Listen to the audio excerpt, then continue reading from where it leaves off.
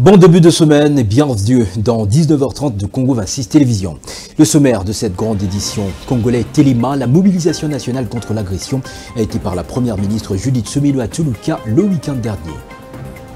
Procès Bukanga Lonzo, l'audience prévue ce lundi 3 mars 2025 devant la Cour constitutionnelle est renvoyée au 14 avril 2025 suite à l'absence des prévenus Matata Mponyo, Deogracias Mutombo et Christo Grobler.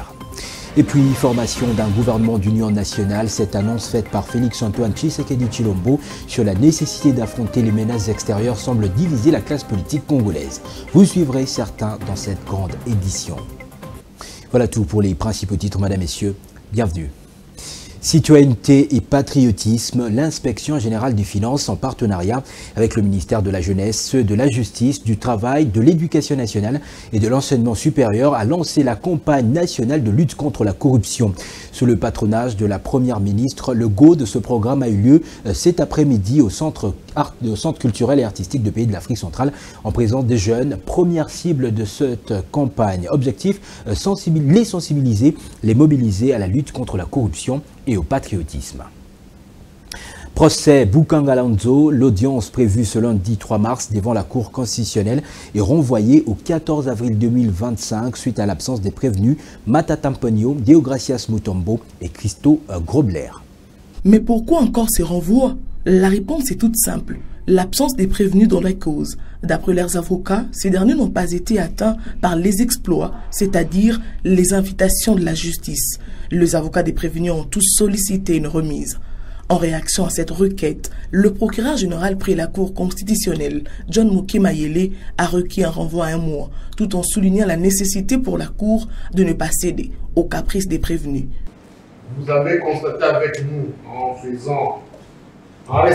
recensant les différentes demandes de remise sollicitées notamment par les prévenus populaires, nous estimons que chaque fois prêter oreille à ces demandes qui, à la longue, paraissent devenues fantaisistes, c'est faire de beaux caprices des partis prévenus.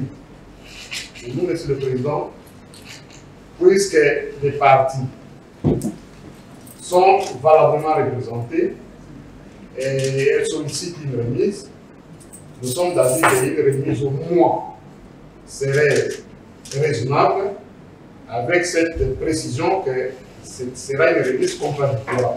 Monsieur le Président. C'est alors que le président de la Cour constitutionnelle, Dieudonné Kambouleta, a accordé une remise d'un mois en renvoyant la prochaine audience au 14 avril 2025.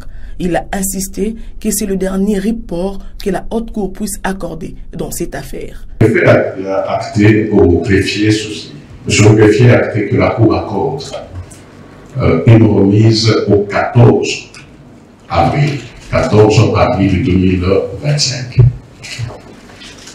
Et deux, acter que la remise est contradictoire à l'égard de tous les trois prévenus.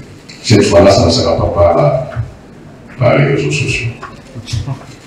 Donc ça, c'est fait les trois et connu de tous. Ces procès portent sur les allégations des détournements de 205 millions de dollars américains destinés au développement du parc agro-industriel de Bukanga Lonzo. La Cour constitutionnelle, dont la composition affiche complet, a décidé de relancer ce procès afin de faire la lumière sur cette affaire et d'établir les responsabilités concernant les détournements présumés de fonds de ce projet qui visait à assurer l'autosuffisance alimentaire du Congolais. Le président de la République, Félix-Antoine Tshisekedi Tshilombo, a exprimé sa compassion envers la communauté musulmane vivant dans l'est du pays, en difficulté de passer la période du Ramadan dans un contexte de guerre d'agression rwandaise et ses supplétifs du M23 AFC. Dans un message de circonstance adressé aux membres de cette confession religieuse, la veille de cette période du jeûne musulman, le chef de l'État dit avoir mesuré la douleur de ceux qui sont contraints à l'exil par la guerre, se retrouvant déplacés, privés de leurs repères et confrontés à d'innombrables défis, y compris l'accompagnement de ce pilier, l'accomplissement plutôt de ce pilier fondamental de leur foi. La première ministre Judith Suminwa Tuluka a donné le samedi 1er mars dernier le coup d'envoi de la campagne nationale Congolais Telema, un appel à la mobilisation populaire contre l'agression rwandaise. Diffusé en direct sur les antennes de la radio-télévision nationale congolaise, ce message s'inscrit dans la stratégie globale de la RDC qui combine front militaire, diplomatique, médiatique, judiciaire et économique pour défendre l'intégrité du territoire national. Ebenezer Bwangawe Moyo nous propose l'extrait du discours de la première ministre. Mes chers compatriotes, cette guerre a trop duré. 30 ans, ça suffit. Aujourd'hui, le Rwanda, avec malheureusement la complicité de certains de nos compatriotes, veut porter atteinte à ce que nous avons construit depuis plusieurs décennies. Un avenir commun, une cohabitation pacifique, un relèvement économique dans le nord et le sud Kivu et à travers toute la République démocratique du Congo. Ils prennent pour compagnons de guerre la haine, la division et la manipulation des faits pour des fins de propagande, pour attiser des tensions au milieu de la population et nourrir leur projet de génocide des Congolais. Mais le peuple congolais est uni. Il est fondamental de donner à cette guerre la force de notre unité, celle où chaque Congolais se mobilise de toutes parts, à la hauteur de sa capacité et de ses moyens pour défendre notre nation. Notre destinée en dépend. C'est pourquoi, dans la suite des actions portées par le président de la République, et comme nous l'impose notre hymne national, le debout congolais, nous vous invitons, Congolaises et Congolais, du Congo central, du Haut-Katanga, du Lualaba, Olomami, les Congolais de la Chuapa, de l'Équateur, de Kinshasa, du nord et du sud du Bangui, du Bas et Haut-Ouélé, Congolais du Maniema, du sud et du nord Kivu, du Kasaï oriental et central, du Sankuru, de la Lomami et du Tanganyika, Congolais de la Tchopo, du Olomami, de l'Ituri, du Kwilu, du Kwango, du Maïndombe et de la Mongala. Tous de nous tenir debout avec toute notre volonté pour défendre notre mère patrie, la République démocratique du Congo.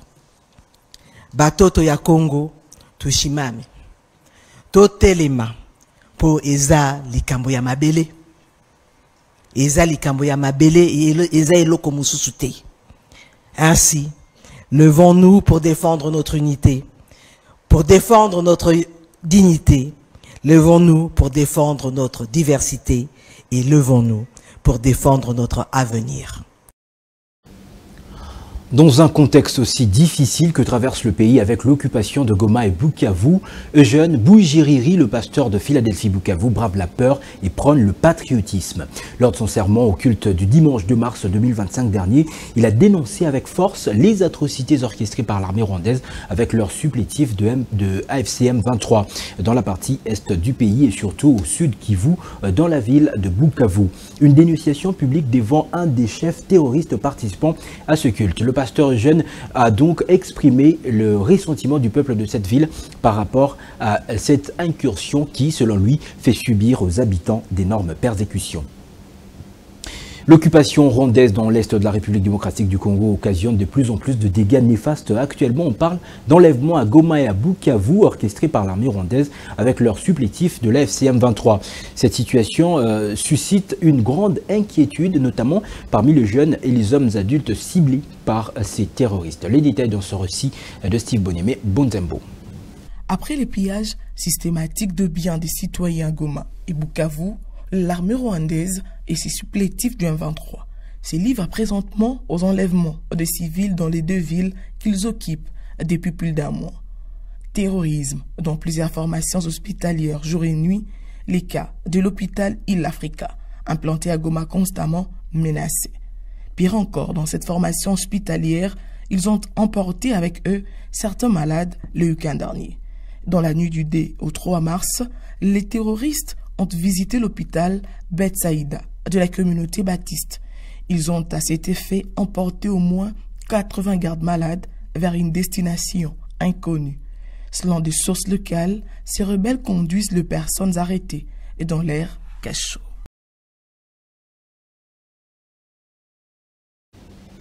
Lancement ce lundi 3 mars 2025 à Bunia, chef-lieu de la province de l'Ituri, des pourparlers entre communautés. Il s'agit d'un dialogue qui a pour objectif de statuer sur la possibilité de retour de la paix, la cohabitation plutôt pacifique et la cohésion sociale entre communautés. Un bémol tout de même, quelques communautés se sont retirées de ces assises. Mais quelles sont les raisons? La réponse dans ce reportage.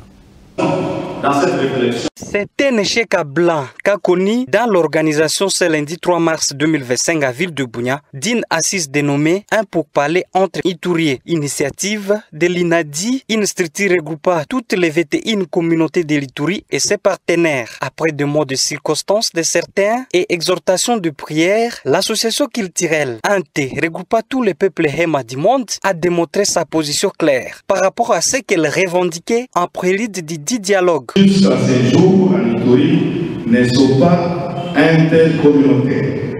La recherche de la paix est la préoccupation de tout le monde. Cependant, ce peuple note qu'il est imprécis que la tenue de ces dialogues entre communautés pose certains préalables, notamment 1.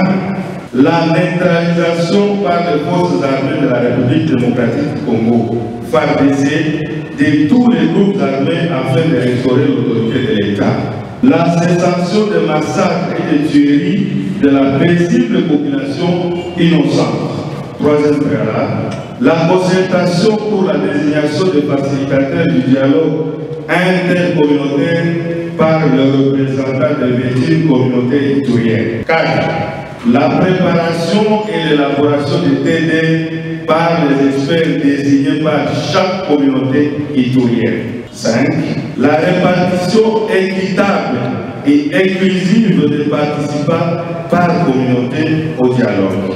Le peuple trouve inopportune la tenue de ces dialogues d'aujourd'hui et retire sa participation au pourparlers de paix entre Ituri dans son format actuel. Signalons que plusieurs questions restent en suspens dans l'opinion iturienne autour de l'absence de l'association culturelle Ante, regroupant tous les peuples Hema du monde dans cette assise. Cependant, que feront les organisateurs? Faudra-t-il poursuivre ces dialogues avec les communautés présentes ou alors rencontrer les peuples Hema? Un dossier important à suivre. Formation d'un gouvernement d'union nationale, cette annonce faite par le président Félix-Antoine Tshisekedi Tshilombo sur la nécessité d'affronter les menaces extérieures semble diviser la classe politique congolaise.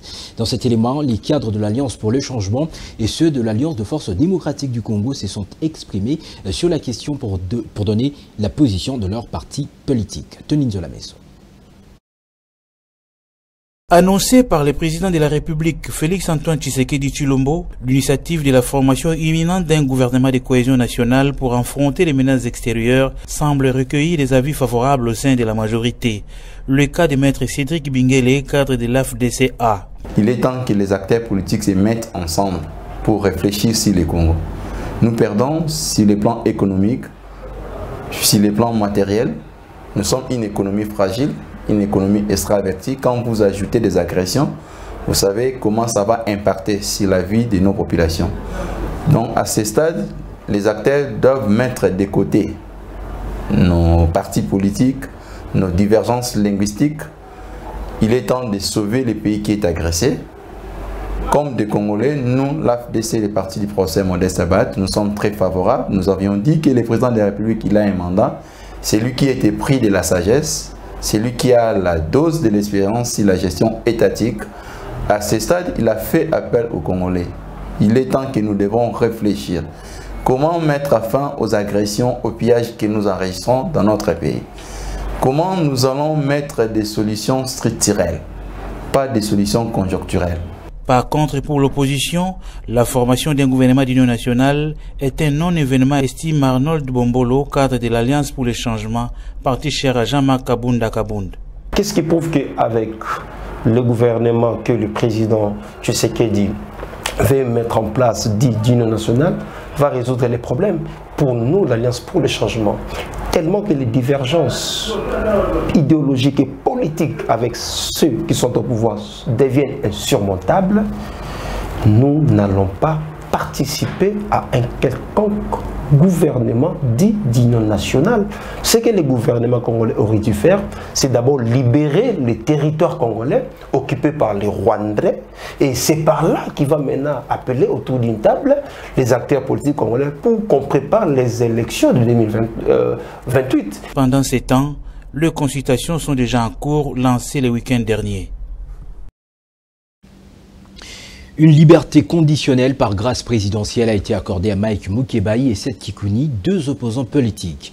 Selon le ministre de la Justice et garde de Sceaux Constant Moutamba, le processus de libération va se poursuivre dans toutes les prisons du pays à partir de ce dimanche. C'est tout pour ce journal. Je vous rappelle ces grandes lignes. Congolais Télima, la mobilisation nationale contre l'agression a été par la première ministre Judith Suminwa Tsholuka le week-end. Procès Boukangalonzo, l'audience prévue ce lundi 3 mars 2025 devant la Cour constitutionnelle est renvoyée au 14 avril suite à l'absence des prévenus Matata Mponyo, Deogracias Mutombo et Christo Grobler. Et puis, formation d'un gouvernement d'union nationale, cette annonce faite par le président Félix-Antoine Tshisekedi Tshilombo sur la nécessité d'affronter les menaces extérieures semble diviser la classe politique congolaise. Vous aviez suivi certains dans cette grande édition d'information. Bonne semaine en compagnie de la chaîne de l'unité nationale Congo 26 Télévision. Notez, chaque génération a dans une certaine opacité le devoir de découvrir sa mission, la remplir ou la trahir.